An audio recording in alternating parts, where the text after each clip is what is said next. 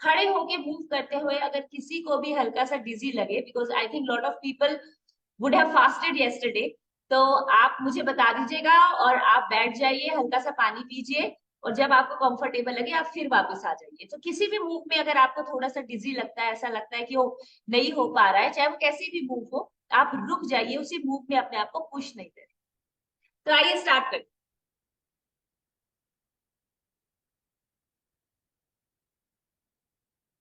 लंबी गहरी सांस लेंगे, अपने दोनों हाथों को ऊपर की तरफ खोलेंगे, स्ट्रेच करेंगे और गोल घुमा के पीछे लेकर आएंगे, मतलब ऊपर और फिर पीछे ऐसे। 2, 3, 4। मैंने आपको हाफ तक जाकर वापस गोल घुमाने को बोला, आप पूरा पीछे नहीं जा रहे, सिर्फ लंबी गहरी सांस के साथ ऊपर तक गए और वापस।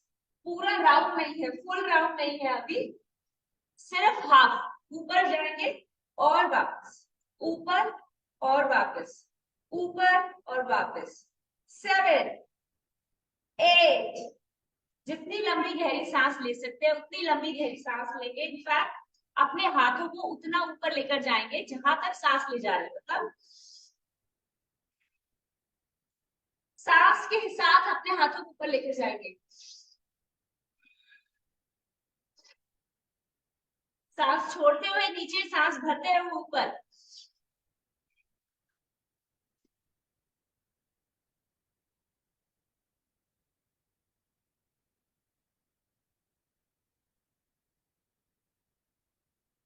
भरिए, जब आप सांस को भरेंगे अपनी चेस्ट को, अपने शोल्डर्स को, अपने कोर को अच्छे से एंगेज करेंगे। 5 बार और करेंगे। इस बार अपने हाथों का जो रेंज है वो पीछे तक भी ले जाए, तो जहां तक स्ट्रेच कर सकते हैं वहां तक स्ट्रेच करके लाओ। तो लंबी गहरी सांस, पूरा गोल घुमा के।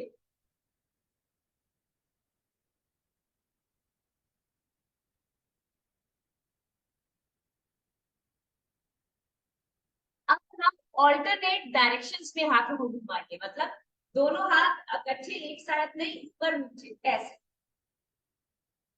पूरा खोल के चेस्ट को, पूरा अपने नाभि को एंगेज करते हुए लंबी गहरी सांस अंदर और बाहर। सो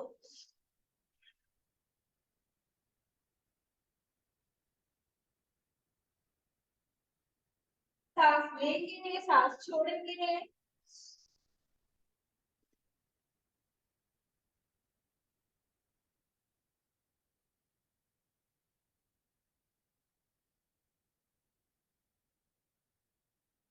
ताड़ आसन, माउंटेन पोज।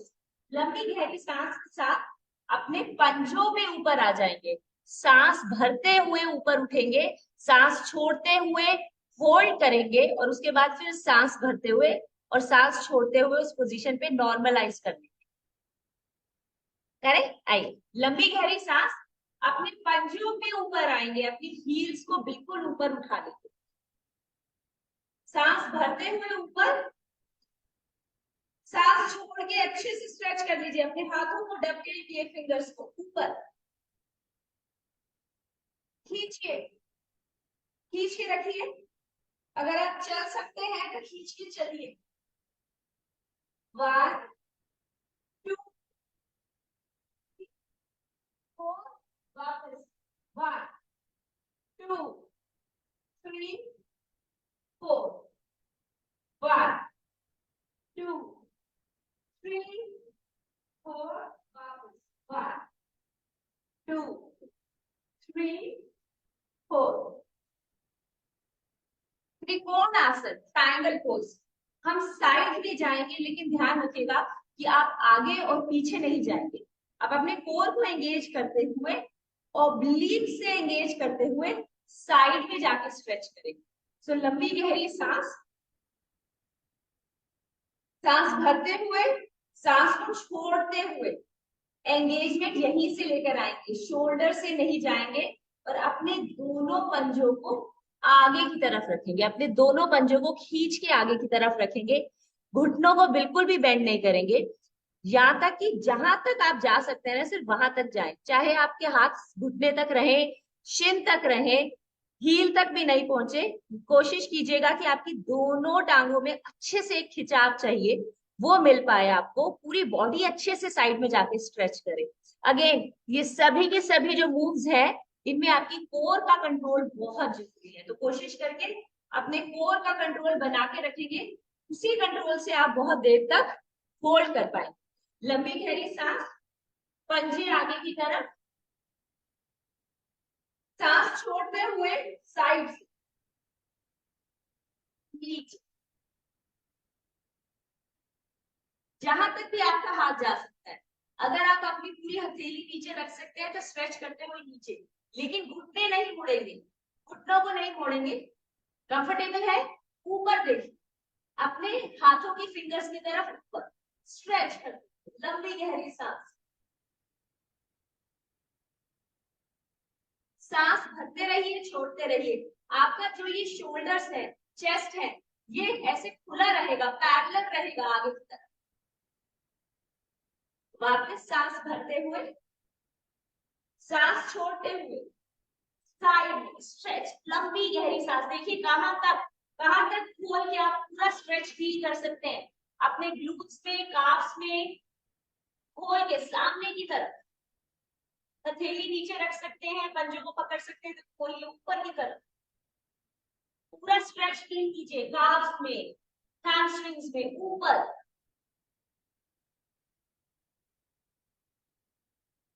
लंबी गहरी सांस लेंगे, खोलेंगे अपने चेस्ट को और फिर वापस सेंटर।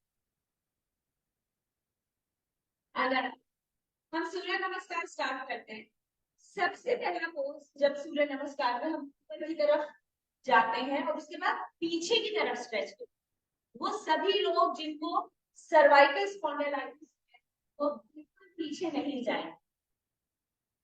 आप सिर्फ हाथों को खींच के ऊपर आए, ऐसे लंबा गहरा सांस। अगर आपको सर्वाइकल स्पॉन्डिलाइटिस है तो पीछे की तरफ मत जाइएगा और पूरे सूर्य नमस्कार में अपनी आंखों को खोल के रखिए। सेकेंड, हम जब आगे रोल करेंगे तो जिस तरह से हम फॉरवर्ड बेंडिंग करते हैं ना अपने सिटिंग पोजीशंस में, हम उसी तरह से फॉरवर्ड बेंडिंग करेंगे स्टैंडिंग पोजीशन में। मतलब आप सबसे पहले अपने हिप से हिंज करेंगे, शोल्डर्स की जगह हिप से हिंज करेंगे। हिंज करिए, हिंज करिए, हिंज करिए, हिंज करिए, मतलब आपने हिप से हिंज किया है, ग्लूट्स को एंगेज किया है और अपने जितने भी कोर मसल्स हैं उनसे सपोर्ट करके अपने स्पाइन को नीचे किया। इस तरह से पूरा ग्लूट्स में, काफ में आपको अच्छे से स्ट्रेच मिलेगा। यहाँ पहुंचने के बाद आप एंगेज करते हुए नीचे जाएंगे, तो उस एंगेजमेंट के लिए हल्के से घुटनों को बेंड कीजिए, अपनी पूरी चेस्ट को घुटनों के साथ लगा दीजिए यहाँ। फिर आप अपनी हथेलियों को अपने पंजों के पास ले जाइए, आप जहां तक स्ट्रेच कर सकते हैं वहां तक स्ट्रेच।